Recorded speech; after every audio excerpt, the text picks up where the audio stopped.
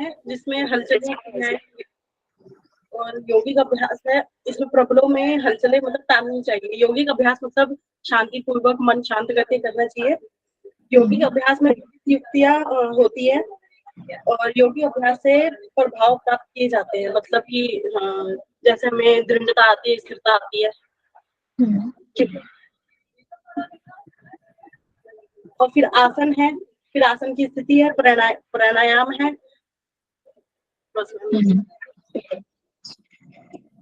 अच्छा, ठीक है। ठीक है, अभी मनोवैज्ञानिक सिद्धांत के बारे में कौन बताएगा? मैं बताऊं? हाँ जी, बताओ। ठीक है, तो दूसरा है साइकोलॉजिकल प्रिंसिपल, मनोवैज्ञानिक सिद्धांत। उसमें सीखने में रुचि का होना आवश्यक है। रुचि मतलब अध्यापक ढंग से पढ़ाएंगे तो छात्रों में रुचि बनी रहेगी।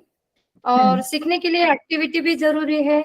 सीखना एक एक्सपीरियंस है, गति युक्त और कौशल युक्त होना चाहिए। सीखने की प्रोसेस होती है सीखना। जब तक उचित तंत्रिका पेशियों में स्थापित नहीं होता तब तक मोटर स्किल डेवलप नहीं हो पाएगा। सीखना अत्यंत वैयक्तिक, मैं पॉइंट बता रही हूँ मैम, मैंने जो नोट्स निकाले वही। हाँ, ठीक है। सीखना अत्यंत वैयक्तिक और इंडिविजुअल होता है। इसका रिजल्ट प्रोग्रेसिव होगा, इससे अपने आचरण में परिवर्तन होगा। दूसरा, सीखना जन्मजात क्षमता और पूर्वानुभवी पर निर्भर करती है, सभी एक गति से नहीं सीखता। अभ्यास से पूर्व स्वरूप मतलब स्वरूप मालूम होगा तो गतिज कौशल्य को सीखने में शीघ्रता आएगी। किसी क्रिया में नियमित अभ्यास से सुख और संतोष प्रभावी सीखने में योगदान देते हैं। और गतिज कौशल्य को सीखने में अभ्यास में विश्राम देने से अच्छे परिणाम मिलते हैं। ये पॉइंट्स मैंने निकाले। ठीक है, ठीक है लता जी। और नेक्स्ट कौन बताएगा? एनाटॉमिकल, जो एनाटॉमी के बेस पे जो था वो कौन बताएगा? हैंड रेज करिए।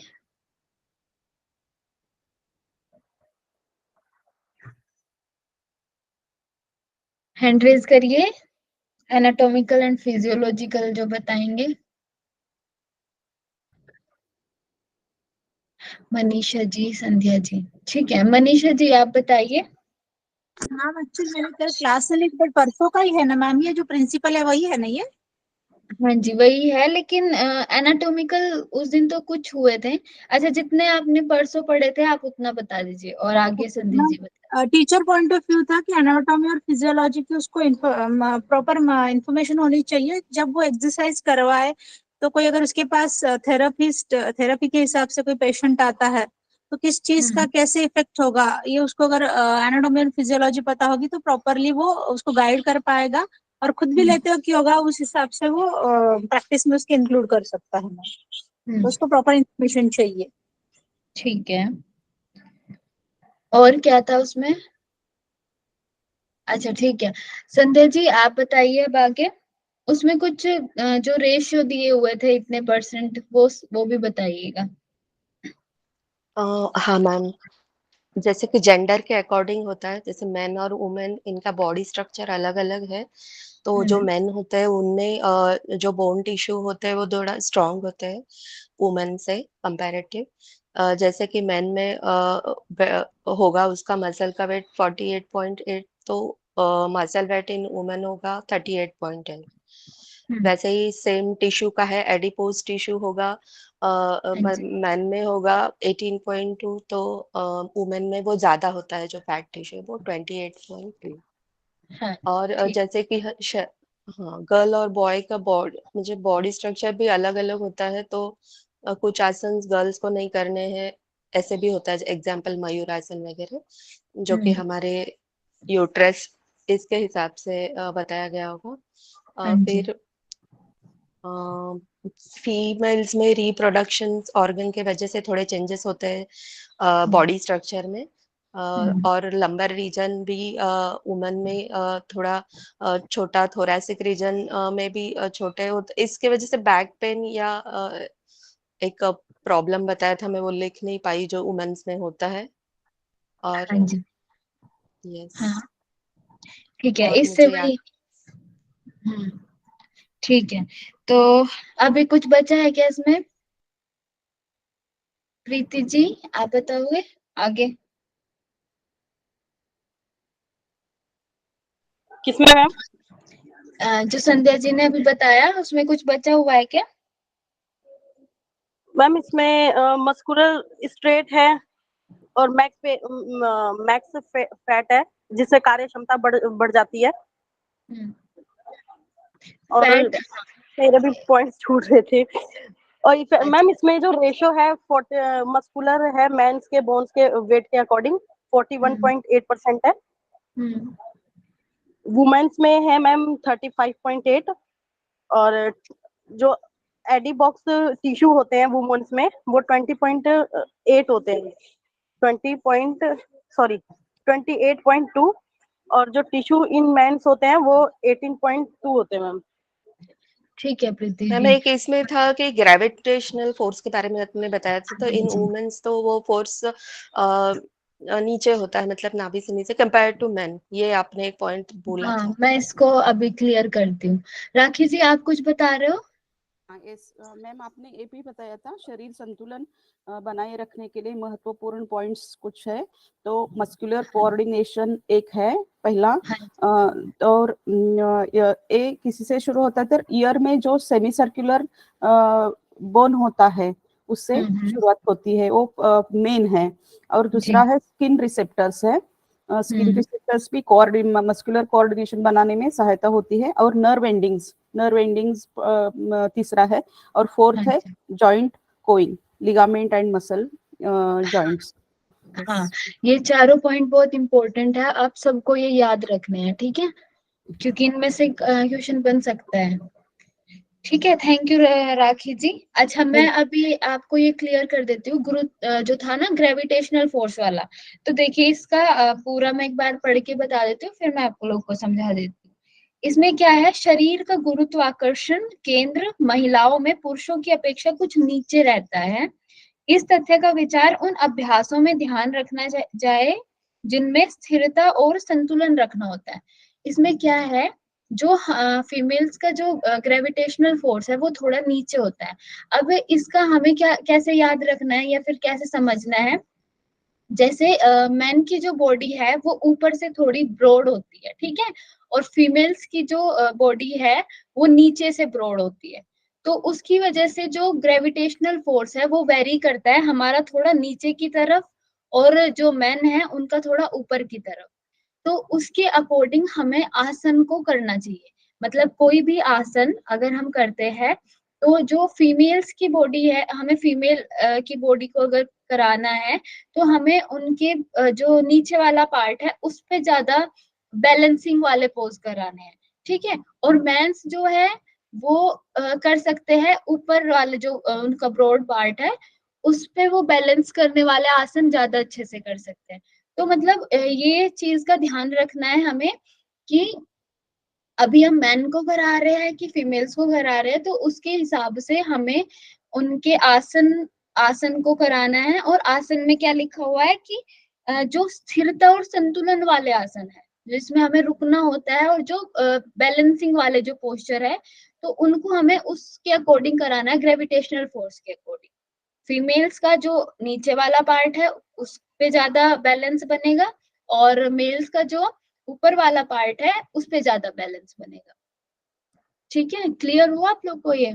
मैम एक एग्जांपल दोगे क्या प्लीज, इस आसन कौन सा ये दोनों के लिए? आसन जैसे कि वो मतलब कोई ऐसे कोई अलग से आसन नहीं है, लेकिन जब हम करते हैं आसन, कोई भी फीमेल जैसे आसन करेगी तो उनका ना खुद से, मतलब हम लोग अपनी बॉडी को समझते हैं तो हम लोग खुद से उस पे ज्यादा मतलब बैलेंस बनाएंगे, अपने नीचे वाले पार्ट पे उस पे ज्यादा रोकने की कोशिश करेगी, और वो खुद से होगा। मतलब उसमें हमें कुछ करने की जरूरत नहीं है, वो खुद से होगा कि उनका।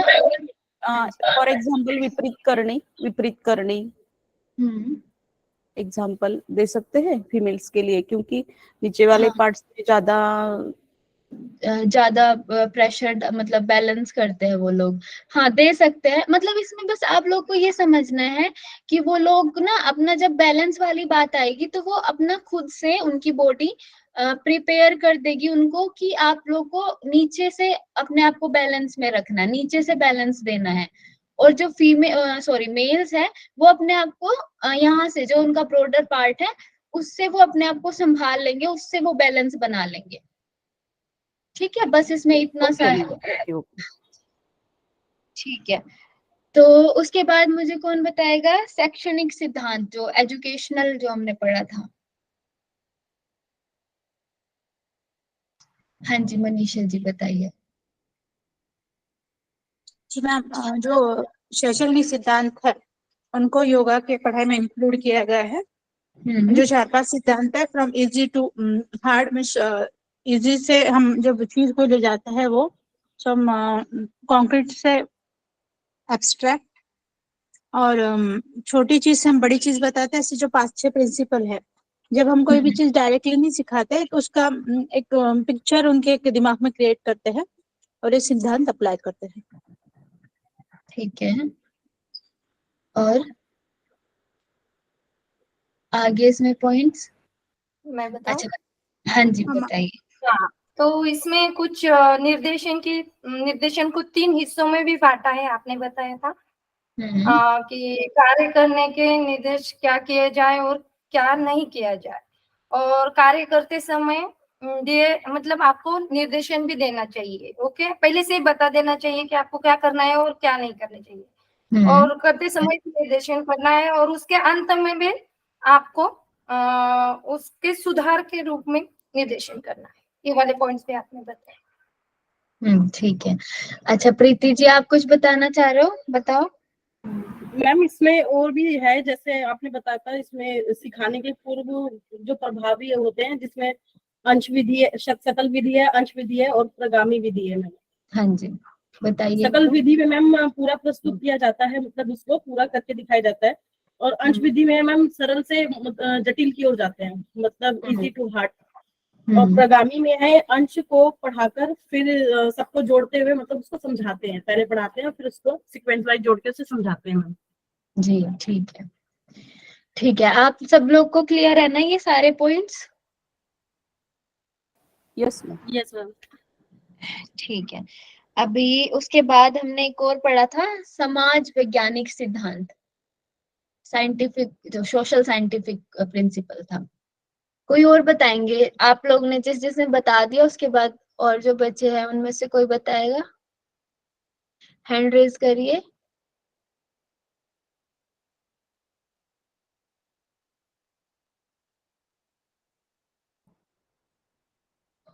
साक्षी जी और प्रीति जी, ठीक है। और लोग भी आइए सामने।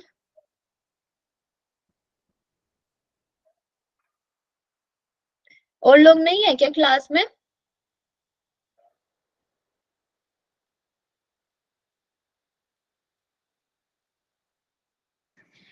हाँ जी, जिसने बता दिया उनके लिए ठीक है। और लोग भी जो अभी जुड़े हैं, पवन जी और हाँ जी मैम। हाँ, हाँ एक दो जी पॉइंट आ रहे हैं मैम, मैं बताने का प्रयास करता हूँ मैम। जी बताइए पवन जी। हाँ जी, इसमें बता रहे थे समाज वैज्ञानिक मूल में कि हम लोग समाज में रहते हैं तो योगा के माध्यम से हम लोग किस प्रकार फिटनेस रह सकते हैं इसके बारे में बताए थे। अपने व्यवहारिक व्यवहारिक रूप में कैसे हम इसको अपने जीवन यापन कर रहे हैं उसको भी हम अच्छा सुधार कर सकते हैं एवरेज लोगों के अपेक्षा। और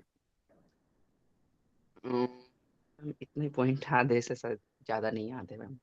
ठीक है पवन जी, ठीक है। ठीक है, साक्षी जी आप कुछ बताना चाहोगे इसमें और? मैम इसमें तो यही था, इसमें थोड़ा ही बताया था कि इसकी उपयोगिता जिससे जो हमारा व्यवहारिक रूप से जो हम जीवन जीते हैं, सुखपूर्वक जीते हैं, उसमें बहुत ज्यादा होती है सामाजिक वैज्ञानिक मूल्य की।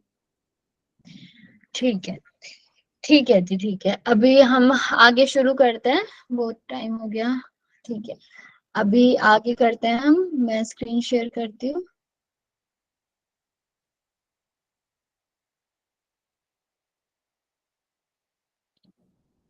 लेकिन आप लोग को समझ में आया ना पूरा?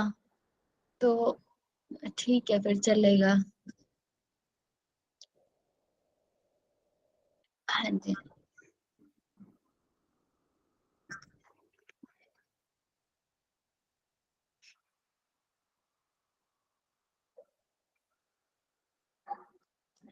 स्क्रीन शेयर हो रही है ना? कोई बता Yes, दे। ma'am. हाँ जी, ठीक है। और ना आप लोग बीच में थोड़ा थोड़ा बोल दिया करिए, क्योंकि मुझे फिर लगता है कि बस मैं पढ़ाते जा रही हूँ और क्लास तो है ही नहीं, ऐसा लगता है मुझे। ठीक है, तो अभी आज हमारा चैप्टर है चैप्टर 5, कक्षा प्रबंधन, क्लास मैनेजमेंट। तो इसमें आप लोग से मुझे बात ही करनी है इसमें। तो सबसे पहला इसका पॉइंट है कि कोई भी प्रॉब्लम जो आती है क्लास में, उसके लिए हमें कुछ पॉइंट्स बताए गए हैं। वो क्या है? सबसे पहला है मतलब टीचर और स्टूडेंट के बीच में जो प्रॉब्लम्स आती है, उनको हम किस तरह से सोल्व करें, मीन्स टीचर कैसे सोल्व करे उसको। ठीक है, ये बात इसमें आती है। तो सबसे पहला आता है स्वाभाविक स्वतंत्रता, मीन्स फ्रीडम। मीन्स क्या है? टीचर को अपने जो स्टूडेंट्स हैं उनको फ्रीडम देना चाहिए। ठीक है। दूसरा है मैत्री भाव, फ्रेंडली बिहेवियर रखना, मतलब टीचर और स्टूडेंट्स के बीच में एक फ्रेंडली बिहेवियर होना चाहिए कि हाँ, टीचर को वो बता सके स्टूडेंट अपनी बातें। उसके बाद है आपसी सहकार्य, मीन्स म्यूचुअल हेल्प, मतलब वो एक दूसरे की हेल्प भी कर सके। उसके बाद कक्षा में ये बातें अध्यापक की नेतृत्व क्षमता से उत्पन्न होती है। जो ये 3 पॉइंट्स बताए मैंने, क्या? फ्रीडम, फ्रेंडली बिहेवियर और म्यूचुअल हेल्प। ठीक है। तो मतलब क्या है इसका, कि जैसे टीचर ने बच्चों को स्वाभाविक स्वतंत्रता कैसे दे सकते हैं? टीचर ने जैसे बच्चों को बोला कि आप लोग को ये पढ़ के ये चीज को पढ़ना है, या फिर आज हम ये सब्जेक्ट को पढ़ेंगे, इस क्लास में हम ये कोई भी एक टॉपिक पढ़ेंगे। ठीक है। तो आपने टीचर्स ने उनको बताया। तो जैसे कभी कभी क्या होता है, बच्चे बोलते हैं कि आज मुझे ये टॉपिक नहीं पढ़ना। ठीक है, या फिर आज हमारा मतलब ऐसा मन नहीं है पढ़ने का, तो हम उसको थोड़ा चेंज कर सकते हैं। आज हम कुछ ऐसा इंटरेस्टिंग टॉपिक पढ़ा सकते हैं। मीन्स हमें उनको भी फ्रीडम देनी है कि वो भी अपनी बातों को बोल सके और हम उनकी बातों को समझ सके। कभी कभी सच में ऐसा होता है कि बच्चों ने बहुत सारा पढ़ लिया, पहले कुछ हमारे क्लासेस हुई उसमें बहुत सारा बर्डन था, तो कभी कभी वो हो सकता है कि हम उसको लाइटली लेके, कि टीचर उसको समझ के कि हाँ, आप लोग ने आज इतना सारा कुछ किया है, तो हम आज कुछ इंटरेस्टिंग टॉपिक पढ़ लेते हैं, ये थोड़ा हार्ड टॉपिक है, इसको हम कल के लिए छोड़ देते हैं। मीन्स फ्रीडम होना चाहिए क्लास में, टीचर्स को भी और बच्चों को भी। ठीक है, अपनी बातें रखने का, अपनी एक दूसरे को समझने का। उसके बाद है मैत्री भाव, फ्रेंडली बिहेवियर। वही है कि आप लोग अगर आप डर के रहोगे टीचर से, या फिर आप लोग का ऐसा होगा कि नहीं, मैं टीचर से बात नहीं करूंगी या करूंगा, या फिर मैं कैसे बोल सकता हूँ टीचर को, वो थोड़ा मुश्किल हो जाएगा टीचर के लिए भी, स्टूडेंट्स को समझना और स्टूडेंट्स के लिए भी। तो उनके साथ क्या रखना है? फ्रेंडली बिहेवियर रखना है। ठीक है। उसके बाद है आपसी सहकार्य, मीन्स म्यूचुअल हेल्प, वो एक दूसरे की हेल्प कर सके। टीचर्स और स्टूडेंट्स में ऐसा उनका रिलेशन होना चाहिए कि वो एक दूसरे की हेल्प कर सके, टीचर्स स्टूडेंट्स की हेल्प कर सके, और स्टूडेंट भी कहीं ना कहीं किसी भी जिस तरीके से भी वो कर सकते हैं, वैसे टीचर्स की हेल्प कर सके। तो इसके इन तीनों पॉइंट्स के बारे में बताया हुआ है कि कक्षा में ये बातें अध्यापक की नेतृत्व क्षमता से उत्पन्न होती है। मीन्स जो टीचर की कितनी लीडिंग, वो लीड कैसे करता है, तो ये सारी चीजें उससे उत्पन्न होती है। ठीक है, कि टीचर कैसा एक अच्छा लीडर है कि नहीं, वो बच्चों को अपने अकॉर्डिंग या फिर उनके अकॉर्डिंग या उनको समझ के कुछ काम करा सकता है कि नहीं। तो ये सब चीजें उनकी लीडरशिप पे डिपेंड करती हैं। ठीक है। उसके बाद है इससे छात्रों में सामाजिक विकास होता है। तो इससे क्या होगा? उनका सोशल डेवलपमेंट होगा। स्टूडेंट्स, क्योंकि वो एक दूसरे से बात करेंगे, टीचर से बात करेंगे, उनकी बातों को समझेंगे, उनसे फ्रेंडली बिहेवियर करेंगे, तो वो सोशली भी थोड़ा डेवलप होंगे। ठीक है, तो ये सोशल डेवलपमेंट के लिए भी इम्पोर्टेंट टॉपिक्स है, पॉइंट्स है। उसके बाद बात आती है, योग के छात्रों को वर्गों में विभाजित किया गया है, 4 वर्गों में विभाजित किया गया है। तो ये चीज आपको याद रखनी है कि इस बुक में क्या किया गया है, योग के छात्रों को 4 वर्गों में विभाजित किया गया है। ठीक है, तो पहला है प्रारंभिक छात्र समूह, मीन्स जो बिगिनर्स होते हैं। उसके बाद है अनुभवी व प्रगत समूह, मीन्स जो एक्सपीरियंस्ड ग्रुप होते हैं। ठीक है, उसके बाद है विद्यालय छात्र, जो स्टूडेंट्स है, स्कूल के जो स्टूडेंट्स है वो। और उसके बाद आता है स्पेशल ग्रुप, कुछ विशेष ध्यान दिए जाने वाले समूह। ठीक है, तो ये 4 वर्गों में विभाजित किया गया है इनको। अब इनका हम थोड़ा डिस्क्रिप्शन पढ़ लेते हैं। तो सबसे पहले है प्रारंभिक छात्र समूह। इसमें किसी भी एज के लोग आ सकते हैं जिनका पहली बार योग से परिचय हुआ हो। मीन्स इसमें कोई भी लोग आ सकते हैं, एक छोटे बच्चे से लेके और कोई ओल्ड एज तक भी कोई भी आ सकता है जिसने सबसे पहली बार योग को सीखा हो या फिर समझा हो, उनका पहली बार इंट्रोडक्शन हुआ हो योग से। तो ये हुआ प्रारंभिक छात्र समूह। उसके बाद आता है अनुभवी व प्रगत समूह, जिन्हें पहले से योग का कुछ अनुभव है और आगे जाकर व्यापक और गहन अनुभव चाहते हैं। मीन्स जिन्होंने पहले से योग के बारे में, योग को एक्सपीरियंस किया हुआ है और अब वो आगे जाकर और ज्यादा उसमें अनुभव करना चाहते हैं और ज्यादा उसको डीपली पढ़ना चाहते हैं। ठीक है, तो ये हुआ अनुभवी व प्रगत समूह। उसके बाद बात आती है विद्यालय समूह, विद्यालय छात्र समूह होगा ये। मैंने विद्यालय समूह लिखा हुआ है, तो इसमें है विद्यालय छात्र समूह। आप अपने नोट्स में ठीक कर लेना इसको। तो इसमें क्या है, इसमें 6 से 18 वर्ष के विद्यार्थी आते हैं। इसमें विद्यालय के बच्चे कौन आएंगे, 6 से 18 साल के। ठीक है, 6 to 18। ये भी क्वेश्चन बन सकता है कि विद्यालय छात्र की एज कितनी बताई गई है। तो इसमें क्या है, 6 से 18 वर्ष के विद्यार्थी, जो समाज का सबसे बड़ा समूह है और बालकों की अवस्था और नेचर के अनुरूप ही उनको योग से परिचित कराने की आवश्यकता है। मीन्स क्या है कि उनकी अवस्था, मीन्स उनकी एज देखते हुए, और वो लोग मतलब हर किसी की बॉडी टाइप अलग है, उनका नेचर देखते हुए हमें उनको योग से परिचित कराना है। उनको वैसे ही आसन क्रियाएं करानी है जो वो उनकी बॉडी के लिए सही हो। ठीक है, तो स्कूल स्टूडेंट्स में हमें ये देखना है। उसके बाद आता है विशेष ध्यान देने योग्य समूह। तो इसमें क्या है, इस समूह के व्यक्तियों में अवस्था अनुसार बाल या प्रौढ़, वैयक्तिक स्वास्थ्य विकृतियां या अपंगता के अनुसार व्यक्ति होते हैं। तो इसमें क्या है कि कोई बच्चे हैं या फिर कोई एज्ड पर्सन है या फिर वैयक्तिक स्वास्थ्य, मतलब किसी के कोई वो है, क्या बोलते हैं, कोई रोग है। ठीक है, रोग है या फिर विकृति या अपंगता है, किसी कोई डिसेबल है। ठीक है, तो उनके अनुसार उनके विशेष ध्यान देकर उनसे हमें योग कराना है। मतलब जो ऐसे कोई ग्रुप्स आते हैं ना कि कोई ओबेज है या फिर कोई डिसेबल है या फिर कोई छोटे बच्चे हैं, उनका एक अलग से ग्रुप होगा, या फिर कोई बूढ़े हैं तो उनका एक अलग से ग्रुप होगा। ठीक है, तो उन पे विशेष ध्यान देना पड़ेगा हमें। तो वो विशेष ध्यान देने की जरूरत पड़ती है। और समजातीय समूह संभव, विषमजातीय समूह।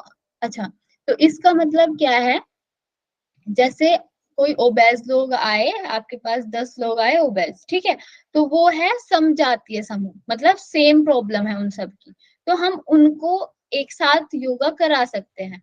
ठीक है, उनमें भी हमें वो सब देखना पड़ेगा कि किसी को कुछ और बीमारी तो नहीं है, किसी को बीपी, किसी को डायबिटीज। ठीक है, ये सब चीजें देख के फिर हम उनको एक ग्रुप में डालेंगे कि हाँ, इनकी हम अलग से क्लासेस लेंगे। इतने 5 लोग हुए हैं ये जिनको सेम प्रॉब्लम है। ठीक है, तो इनका एक अलग ग्रुप बनेगा। तो इस जो विशेष वाला है, तो इसमें हम विषम जातीय नहीं ले सकते, मतलब ऐसा नहीं ले सकते कि एक ओबेस है उनको भी हमने ले लिया, एक छोटा बच्चा है उनको भी हमने ले लिया, और एक कोई डिसेबल है उनको भी हमने ले लिया। तो ऐसा हम नहीं करा सकते उनकी, क्योंकि वैरी करेंगे उनके आसन और उनकी क्रियाएं उनके अकॉर्डिंग, ठीक है, उनकी जो भी प्रॉब्लम्स है उनके अकॉर्डिंग। तो ये होते हैं विशेष ध्यान देने वाले समूह, ठीक है। स्पेशल, जिसको हम बोलते हैं ना स्पेशल क्लासेस,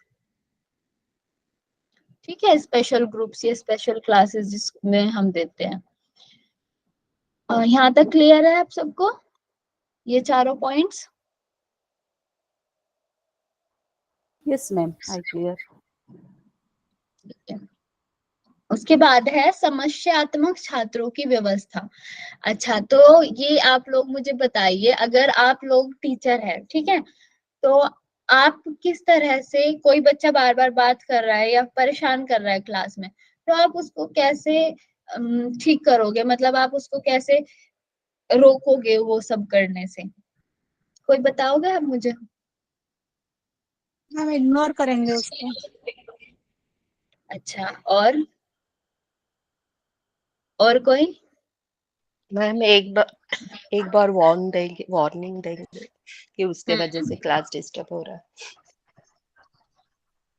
ठीक है, और आप सब लोग को बताना ही है, आप लोग अगर टीचर है तो आपको आप किस तरह से संभालोगे इस सिचुएशन को? उसका ध्यान डाइवर्ट करके पढ़ने में उसको इंटरेस्ट जैसे आए कैसे आता है ये देखेंगे मैम। ठीक है। और इससे मैम उसे बता सकते हैं कि आप जब हल्ला कर रहे हैं तो आपकी वजह से और लोगों को भी परेशानी होती है, और हो सकता है फिर उसी को लैंग्वेज में भी समझाने का प्रयास करें। वो चाहता है कि एक्चुअल में नहीं, अगर पढ़ना नहीं चाहता है तो उसका फील्ड अलग होगा, हो सकता है ये भी बोल सकते हैं। या आज हो सकता है उसका अच्छा। टॉपिक पढ़ना, आप बता रहे थे उसका टॉपिक आज पढ़ने का मूड नहीं होगा, चाहे ये हल्ला करता होगा डिस्टर्ब करने का, प्लान में बनाकर भी कुछ लोग आते हैं। ठीक है। ठीक है, और कोई? मुझसे 3-4 क्वेश्चन पूछ लेंगे, अपने आप ही चुप हो जाएगा। हाँ, ये सबसे सही तरीका है। ठीक है, और कोई बताओ सबका मुझे समझ आएगा कि आप कैसे संभालोगे बच्चों को।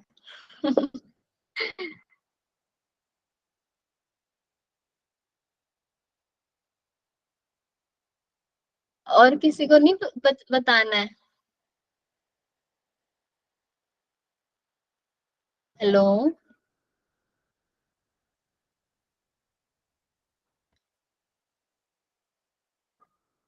हाँ जी, और कोई बताओ।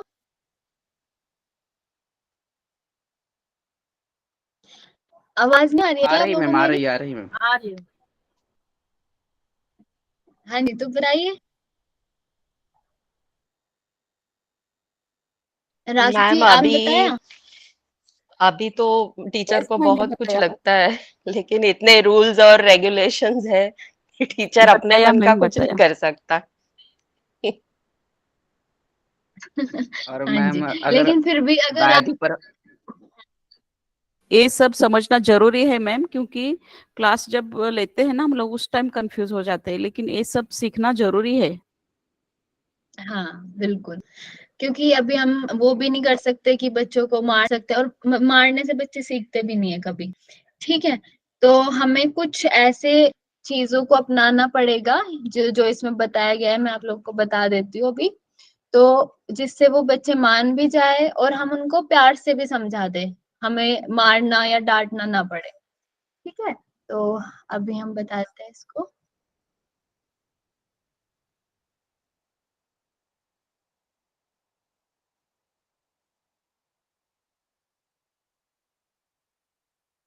हाँ, तो इसमें सबसे पहला एक पॉइंट दिया हुआ है, पढ़ाई रोककर कुछ क्षण उनका ध्यान अपनी ओर खींचकर उनसे कोई सवाल पूछना, ठीक है। तो किसी ने बताया भी था कि उनसे सवाल पूछ लो। तो ये क्या है कि जैसे हम कुछ पढ़ा रहे हैं और एकदम पढ़ाई को रोक के उनकी तरफ देखो और उनसे ही सवाल पूछो कि मैंने अभी क्या पढ़ाया, ऐसा करके, ठीक है। और बाद में उनको समझना समझाना उनकी वजह से पूरी कक्षा बाधित हो रही है, और फिर उनको समझाओ कि आपकी वजह से पूरी क्लास वाले बच्चे नहीं पढ़ पा रहे हैं, ठीक है। और यह अध्यापक को चल रहा कार्य बंद करते हुए कुछ नया शुरू कराना चाहिए। तो जैसे हम लोग ऐसा भी करा सकते हैं कि हम लोग जैसे हम पढ़ा रहे हैं अभी और वो बच्चे को हमने समझा दिया, उसके बाद भी वो नहीं मान रहा, तो उसको हमें क्या करना है कि उसी टाइम हमें वो सारी चीजें जो हम पढ़ रहे थे वो बंद करके कुछ भी अलग कुछ करा लो। जैसे उनसे ही, बच्चों से ही बोलो कि आपको अभी कुछ प्रेजेंट करना है, आपको अभी कुछ बताना है कि मैंने क्या क्या बताया था। मतलब कुछ ऐसा इंटरेस्टिंग करा लो जिससे उन लोगों को भी थोड़ा लगे कि हाँ अभी हमें कंसंट्रेट होकर करना चाहिए, पढ़ना चाहिए, ध्यान से सुनना चाहिए। तो कुछ ऐसे हम कर सकते हैं, ठीक है। उसके बाद है समझाने के उपरांत भी जो छात्र जानबूझकर बातें कर रहे हैं उनको बाहर निकाल देना चाहिए, ठीक है। अगर समझाने के बाद भी वो लोग बातें कर रहे हैं, ठीक है, तो उनको बाहर निकाल देना चाहिए। और लेकिन निकले हुए छात्रों को शीघ्र ही कक्षा में बुला लेना चाहिए, उनको समझाते हुए बोला जाए कि अगली बार उनके अच्छे व्यवहार की अपेक्षा की जाती है। मीन्स उनको ना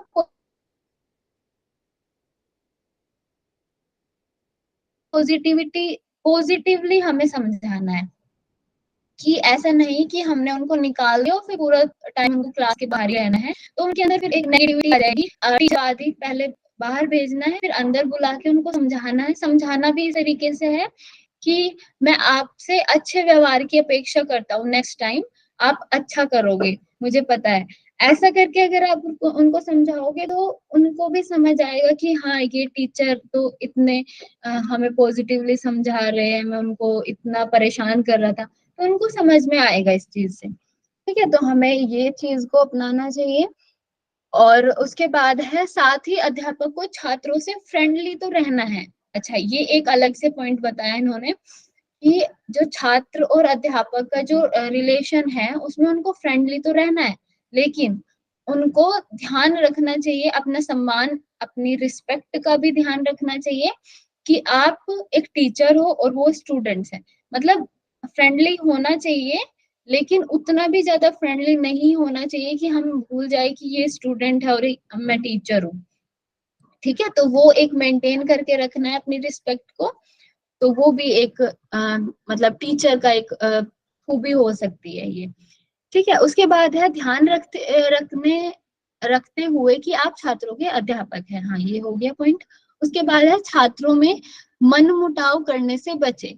मतलब हम लोग टीचर और स्टूडेंट में एक दूसरे में मनमुटाव नहीं होना चाहिए, हम लोग उससे बचे कि हम लोग उस चीज में ना आए कि हम लोग उनसे कुछ मनमुटाव कर रहे हैं, हम उनसे कुछ वो कर रहे मतलब ऐसा बोल सकते हैं कि कुछ तर्क वितर्क कर रहे हैं उनसे। उनको बस हमें समझाना है, ठीक है, उनसे मनमुटाव नहीं करना है। उसके बाद है छात्रों को सहायता करने में अध्यापक के प्रभावशाली धैर्य और सूझबूझ पर भी निर्भर करता है। तो टीचर के कुछ वो बताया है इसमें कि अगर टीचर प्रभावशाली है, ठीक है, अफेक्टिव है, धैर्यवान है, मीन्स आराम से सुनता है, समझता है, फिर कुछ एक्शन लेते हैं और सूझबूझ कर रखने वाले हैं, तो वो छात्रों को उतने ही अच्छे से संभाल सकते हैं, ठीक है। तो ये कुछ टीचर्स के अच्छे पॉइंट्स बताए हैं। तो इसके भी ये आ सकते हैं क्वेश्चन की जैसे प्रभावशाली, धैर्य और सूझबूझ दे दिया और साथ में एक और कोई पॉइंट डाल दिया, तो इनमें से कुछ ये नहीं है, ऐसा डाल के ये क्वेश्चन बन सकता है। तो ये भी आपको याद रखना चाहिए, ठीक है। उसके बाद ठीक है, ये इतना समझ में आया ना ये पॉइंट्स? Yes ma'am. हाँ जी, लगा ना कि हमें ऐसा ही करना चाहिए जी मैम। स्टूडेंट? Yes ma'am. हाँ जी, ठीक है। तो अभी हम आगे पढ़ते हैं। अभी टाइम क्या है? 42, ठीक है, अभी कर सकते हैं। तो इसमें क्या है, बैठने की व्यवस्था। तो ये इस जो ये पर्टिकुलर ये पॉइंट है ना, बैठने की व्यवस्था, सिटिंग अरेंजमेंट, इसमें से बहुत ज्यादा क्वेश्चंस बनते हैं, हर बार बनते हैं, हर बार एक दो, मतलब जिसको बोलते हैं ना कि ये पॉइंट तो मोस्ट वेरी इंपॉर्टेंट है, तो वही है ये पॉइंट कि इसमें से हर बार एक नए क्वेश्चन तो जरूर बनता है, ठीक है, बल्कि ज्यादा भी बन जाते हैं। चलिए तो मैं बता देती हूँ इसके पॉइंट्स। कक्षा में बैठने की व्यवस्था पंक्तियों में, अर्धचंद्राकार या छोटे गोले में की जा सकती है, ठीक है, या तो ऐसे लाइंस में हम बैठे हैं या फिर एक ऐसे अर्धचंद्राकार में, ठीक है, इस सेमी सर्कल जो फॉर्म है इसमें बैठे हैं, क्योंकि वो उससे सारे बच्चे दिखेंगे अगर छोटा ग्रुप है तो, या फिर छोटे गोले में, या फिर छोटा एक गोला, ठीक है। और ध्यान रखें एक छात्र को लगभग 30 वर्ग फीट जगह मिलनी आवश्यक है। क्या है? 40 फीट, 40 वर्ग फीट एक क्यूब जैसा बनेगा, तो उतनी हमें जगह एक बच्चे को मिलनी जरूरी है, ठीक है। उसके बाद है भूमि पर दरी बिछाकर या छात्र अपनी अपनी चटाई बिछाए। यह दरी या चटाई जो है वो 3x6 फीट का स्वच्छ कपड़ा होना चाहिए। तो ये जो है ना, जो नंबर्स में दिया हुआ है 40 वर्ग फीट, ठीक है, या फिर 3x6 फीट, तो ये पॉइंट्स को भी याद रखना बहुत जरूरी है। तो इसमें क्या बताया गया है कि 3x6 फीट की आपका जो ये है चटाई है, जो मैट है, वो होनी चाहिए। उसके बाद है अध्यापक का स्थान ऐसा हो जहां से सारे छात्र उनकी दृष्टि में रहे, और जो अध्यापक जो टीचर्स बैठे हैं उनका ऐसा होना चाहिए जिससे सारे जो छात्र हैं उनकी दृष्टि में रहे, वो उनको देख पाए और उनको उनको परख पाए कि वो क्या कर रहे हैं, ठीक है। तो इस चीज का हमें ध्यान रखना है। उसके बाद है समूह बड़ा है तो अध्यापक के लिए एक मंच होना अच्छा है। अगर बड़ा सा समूह है, 30-40 लोगों की क्लास है, तो उनके लिए क्या एक मंच होना चाहिए, थोड़ा मतलब अब उनकी जहाँ पे वो बैठे हैं उससे थोड़ा ऊपर, और वो उस पे वो बैठने चाहिए ताकि वो सारे बच्चों को देख पाए अच्छे से, ठीक है। उसके बाद है छोटे ग्रुप में अर्धचंद्राकार अच्छा होता है, और मंच हो तो वो घूमने वाला होना उचित है। तो क्या बताया कि अगर छोटा ग्रुप है, मान लो 20 लोगों का ग्रुप है और बड़ी सी क्लास है, तो उसमें क्या है कि हम ऐसे अर्धचंद्राकार में बैठ सकते हैं और सामने हमारे टीचर हो सकते हैं, और जो टीचर है उनका जो मंच है, मतलब जहाँ पे वो बैठे हैं, या फिर उनकी चेयर जो घूमने वाली होनी चाहिए, क्योंकि वो ऐसे अर्धचंद्राकार में है तो वो ऐसे घूम सके, एक दूसरे को मतलब सबको ऐसे देख सके, ठीक है। उसके बाद है कक्षा या हॉल अच्छी तरह वेंटिलेटेड हो, प्रकाशित हो, सुप्रकाशित हो। तो वही बात है कि हमने क्या पढ़ा था कि क्लास का एनवायरनमेंट भी एक बहुत इंपॉर्टेंट रोल निभाता है। उसमें क्या है कि हमारा क्लास अगर साफ सुथरा है और वेंटिलेटेड है, अच्छे से हवा आ रही है, वहां पे सनलाइट आ रही है, तो हम उस जगह पे ज्यादा अच्छे से पढ़ पाएंगे, ना कि एक अंधेरे कमरे में, या फिर गंदा सा है, साफ सफाई नहीं है, तो हम वहां पे नहीं पढ़ पाएंगे, ठीक है। तो हमें क्या करना है, एक वेंटिलेटेड हॉल और सुप्रकाशित हो, जिसमें अच्छे से लाइट हो, हम समझ पाए, टीचर्स भी हमें देख पाए, हम भी उनको देख पाए, हम अपनी चीजों को भी पढ़ पाए, ठीक है, तो वैसा होना चाहिए। उसके बाद है कक्षा या हॉल अच्छा ये हो गया। उसके बाद है अभ्यास कक्षा में यथासंभव पूरी शांति हो और वह बाधा रहित हो। तो जो भी हमारा प्रैक्टिस वाला जो क्लासरूम है जिसमें भी हमें प्रैक्टिस करनी है, तो वो पूरा शांति हो वहां पे, ठीक है, कोई बाधा ना हो। जैसे हमारे जो स्कूल्स या कॉलेजेस है वो मोस्टली ऐसी जगह पे बनाए जाते हैं, थोड़ा बाहर, सिटी से बाहर की तरफ बनाए जाते हैं, ताकि वहां पे जो सिटी की चहल पहल है उससे हम बार बार हम मतलब परेशान ना होते रहे, या हम एक जगह कंसंट्रेट मतलब हो जाए। तो ऐसा शांति और बाधा रहित हमारा होना चाहिए प्रैक्टिस रूम, ठीक है।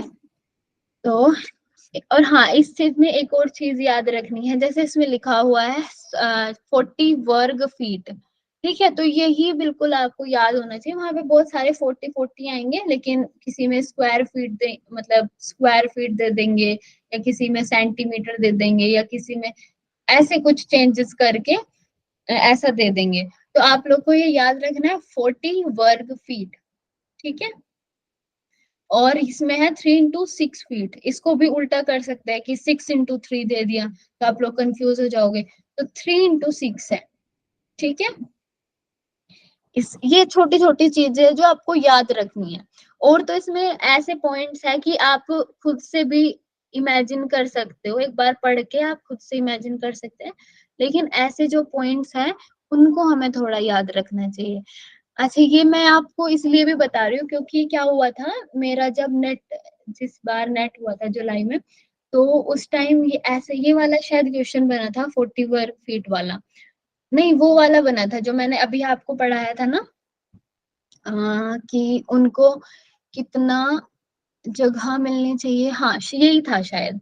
तो इसमें कुछ अलग ऑप्शन आया था, ऐसा ही कुछ आया था कि स्क्वायर फीट था, तो मैंने ये गलत करके आई थी मैं, तो इसलिए मुझे ये याद है कि ऐसा हो जाता है काफी बार कि हम बस वो एक उसको पढ़ते हैं, पर्टिकुलर नंबर को पढ़ते हैं, उसके आगे का नहीं याद रखते, तो इसको ध्यान रखना बहुत जरूरी है। ठीक है, तो उसके बाद है,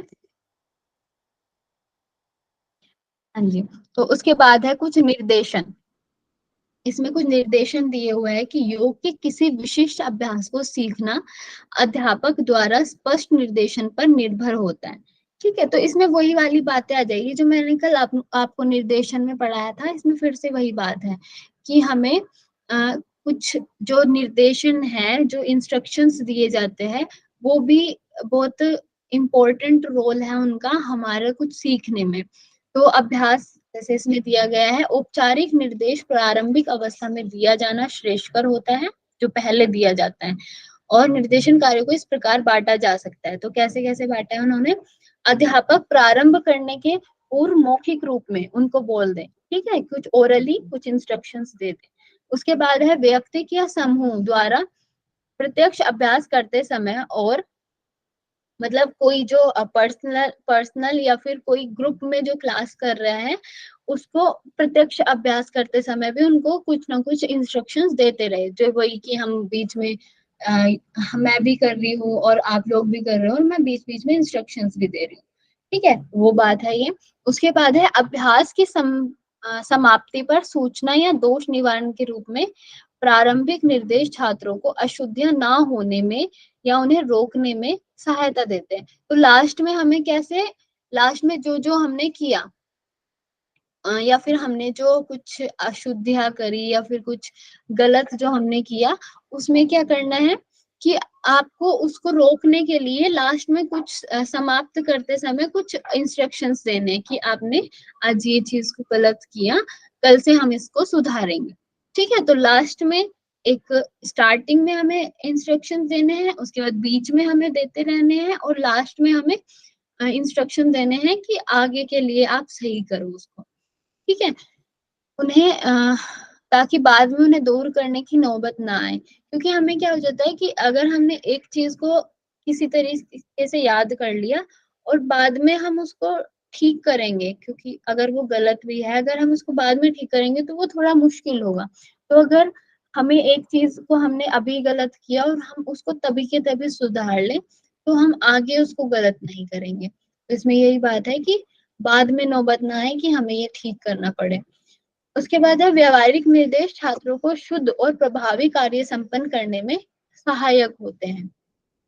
तो जो व्यवहारिक निर्देश है मीन्स वही जो हम प्रैक्टिकल क्लासेस में जो निर्देश देते हैं, इंस्ट्रक्शंस देते हैं, वो छात्रों को शुद्ध और प्रभावी कार्य संपन्न, मतलब उनका जो काम है वो ज्यादा अफेक्टिव हो, ज्यादा इफेक्टिव हो, कि हम ज्यादा उसको समझ पाए। ठीक है, तो हमारे जो निर्देश है, जो इंस्ट्रक्शंस है, वो वैसे होने चाहिए।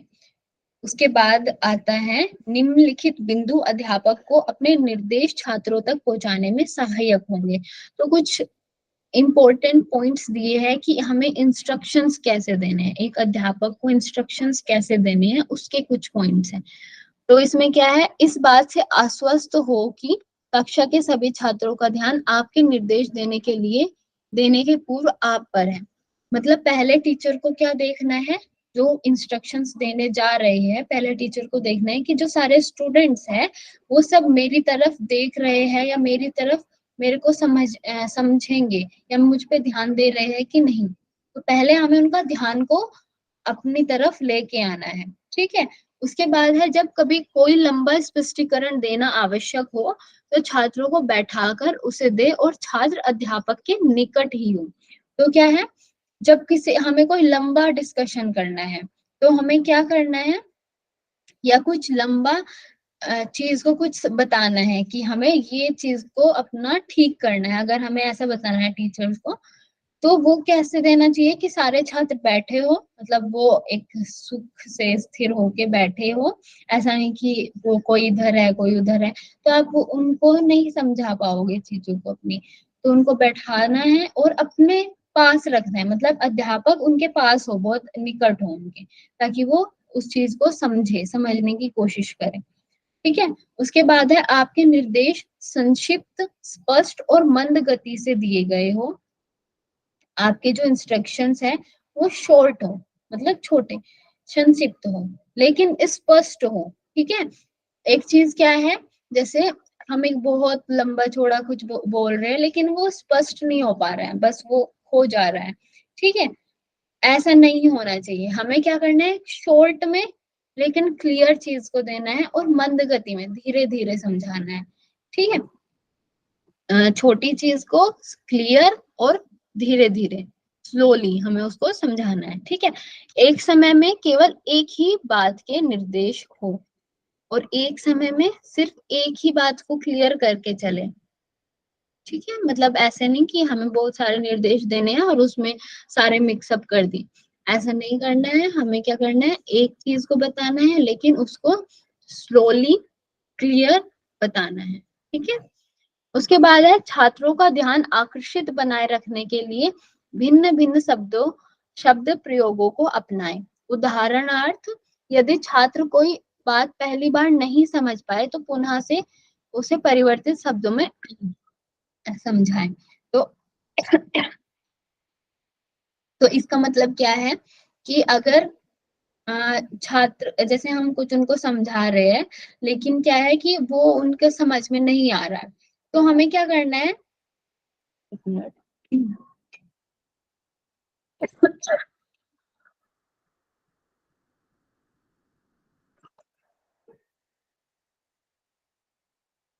हाँ जी, तो इसमें क्या है कि अगर हमने उनको कुछ समझाया लेकिन उनको कुछ वो चीज समझ में नहीं आ रही, तो हमें क्या करना है, उसको थोड़ा चेंज करके और उनको उस ऐसे शब्दों में कि जो उनको समझ आए, या फिर कुछ ऐसा एग्जाम्पल देके तब हमें समझाना है, ठीक है। उसके बाद है प्रत्यक्ष क्रिया का अभ्यास प्रारंभ किए जाने के पूर्व उसकी क्रिया विधि को स्पष्ट करें। प्रत्यक्ष क्रिया के बारे में क्या बताया, जो हम प्रैक्टिकल क्लास लेते हैं तो उसमें जो सामने जो डेमो कर रहे हैं उसको पहले उसका ओरली इंस्ट्रक्शन दे देना है हमें कि आपको पहले राइट पैर को आगे लेके जाना है, उसके बाद हाथ को लेके जाना है। हमने अगर पहले ऐसा दे दिया उसके बाद हम वो करके दिखा रहे हैं तो वो ज्यादा स्पष्ट होगा, ज्यादा हमें क्लियर होगा, समझ आएगा, ठीक है। तो ये कुछ इंस्ट्रक्शंस देने के तरीके हैं। हमने अभी तक ये तो पढ़ा था कि हमें इंस्ट्रक्शंस कब कब देने हैं लेकिन अभी हमने क्या पढ़ा कि इंस्ट्रक्शंस किस तरीके से देने हैं, ठीक है। ये कुछ बिंदु है उसके, ठीक है। तो आज हम इतना ही पढ़ते हैं। इसके 2-3 और स्लाइड्स रह गई है 5th चैप्टर की, कल हम इनको कंप्लीट करके फिर 6th को शुरू कर देंगे, ठीक है। तो आज का आप लोग को क्लियर है? यस मैम, क्लियर है जी, ठीक है। तो ये बहुत इम्पोर्टेंट पार्ट है इस यूनिट का, तो इसको आप लोग खुद से भी एक बार पढ़ना। इजी है वैसे ये, लेकिन बस इसमें कुछ कुछ चीजें ध्यान रखने की है, तो वो आप लोग को ध्यान रखनी है, ठीक है। तो आज हम यहीं पे खत्म करते हैं। कोई शांति पाठ करा दीजिए एक बार।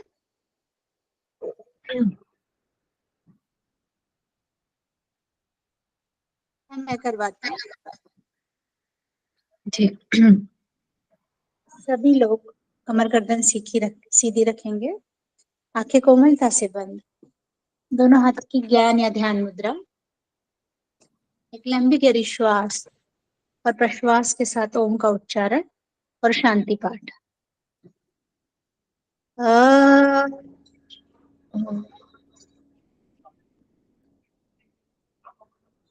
ओम असतो मा सद्गमय तमसो मा ज्योतिर्गमय मृत्योर्मामृतं गमय। सर्वेषां स्वस्तिर्भवतु, सर्वेषां शान्तिर्भवतु, सर्वेषां मङ्गलं भवतु, सर्वेषां पूर्णं भवतु।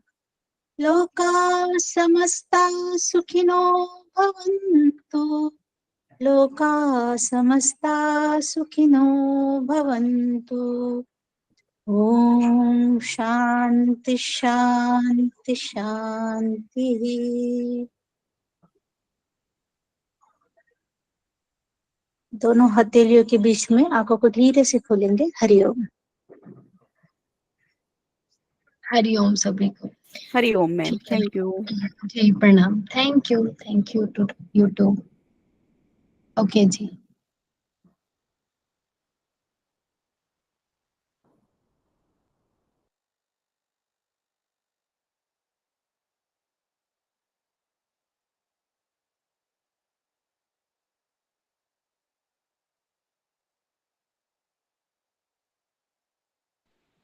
मैम रिकॉर्डिंग ऑफ करने भूल गई।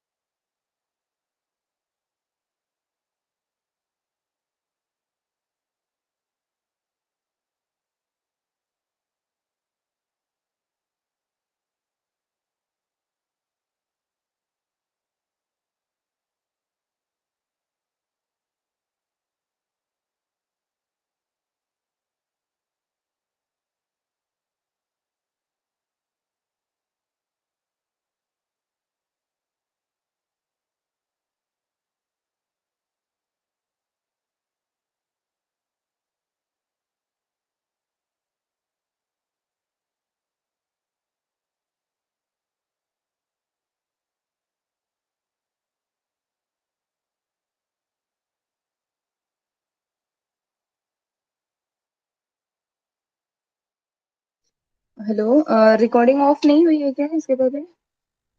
नहीं मैम, ऑलरेडी मैं लेफ्ट कर चुकी थी प्रियंका जी। मैम ने कल भी वो शायद भूल गई है, वो लेफ्ट कर गई थी। अब हम किसी ने बोला